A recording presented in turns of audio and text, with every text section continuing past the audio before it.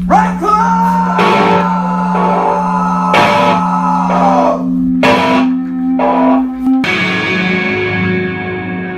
Guys, Laura Crawford here to talk to you about sanity.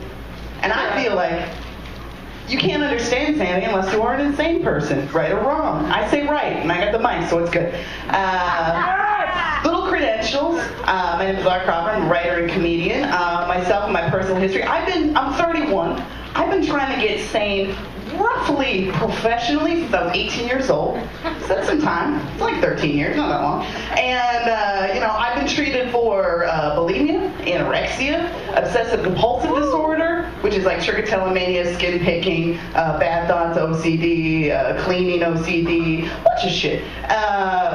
Chronic depression, anxiety, post-traumatic stress disorder, adult ADHD, attention deficit hyperactivity disorder, and they say anxiety? Yeah. I'm afraid I missed something. I have anxiety.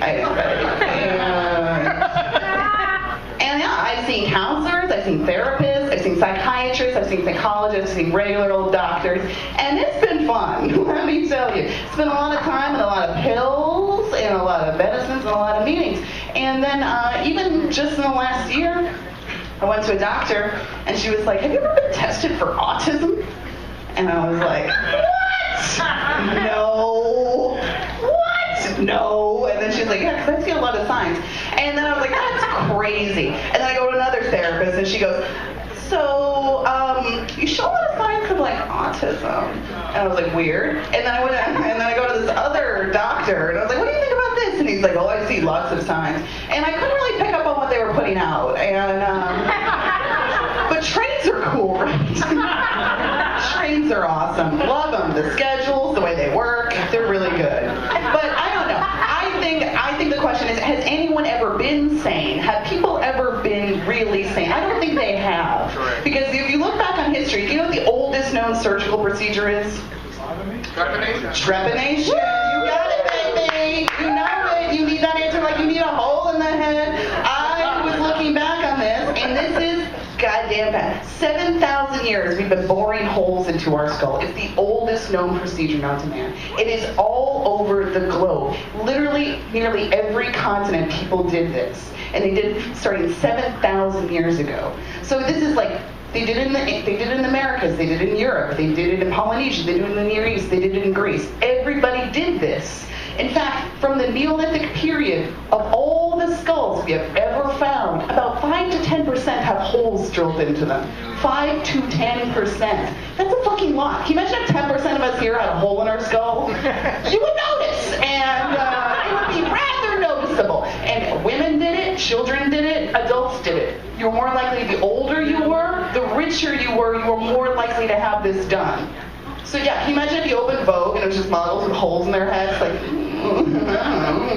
you watch you watch the news, you would think everybody has a hole in their skull, but they don't.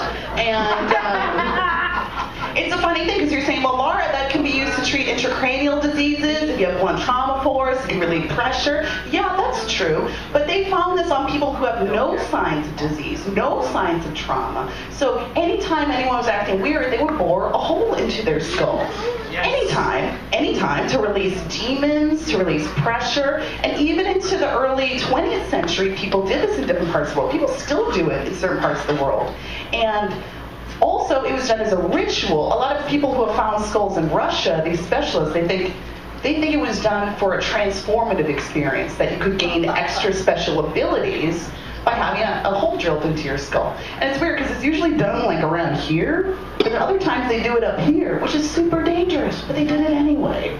And it's bizarre. So like, you're in Germany, they found all these bodies, like 40 out of 120 of these Neolithic skulls they found had it done. 40 out of 120.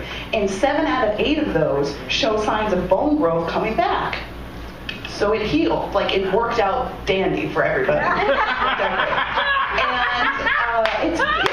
And it's fucking wild. It's fucking wild. And I was looking into this, and I was like, usually people don't do things unless they work, right? Usually that's not what happens. And they don't do it all over the world. And it's not everybody. But, like, there's something to human beings that our brains are so fucked up, we're like, put a fucking hole in my head. I don't care. goddamn hole in it. I don't want to bore you. It's a head scratcher. Why did they? But then today I was looking into it, and scientists even today are still interested in this. And what there's these guys in the 60s and the 70s in particular, people were really interested in it. People who were interested in psychedelics got interested in it because they noticed. If you ever notice little kids, they have great brain power, right? They can learn things really fast. They're really open-minded. They're really cool. I mean, they got great style, and they think that part of it is their skull's not fully closed up. Your skull doesn't really fully close up until you're in your mid-20s, which is where you usually get kind of boring. But no, it's true. So one of the things that these people thought was, they were like, we can crack a hole in this dealie and get some free blood flow in. They're like, it increases the blood flow to your brain. The blood-brain volume changes. And they're like, you're going to get more blood into your brain, and you're going to have more advanced thoughts. You're going to be more creative. You're going to be more spiritual, more open-minded. And people did this themselves. There's a movie called, I think it's called Heartbeat Through the Brain, something like that. Woman did herself. Dentist drill. Lovely. A bunch of people have done it to themselves, and people have also been arrested for doing it to other people voluntarily. It's their own skull. And it's bizarre, because anyone here ever done ecstasy? Of course you have. You burned a hole into your brain. This is just the skull. It's just bone. It's just bone. And it's funny because it's like, I'm wrapping this up, but it's like all the years that I spent talking to people that I didn't like, going to places I didn't like, taking pills I didn't like. If they've been like, Laura, we can just put a hole in your head.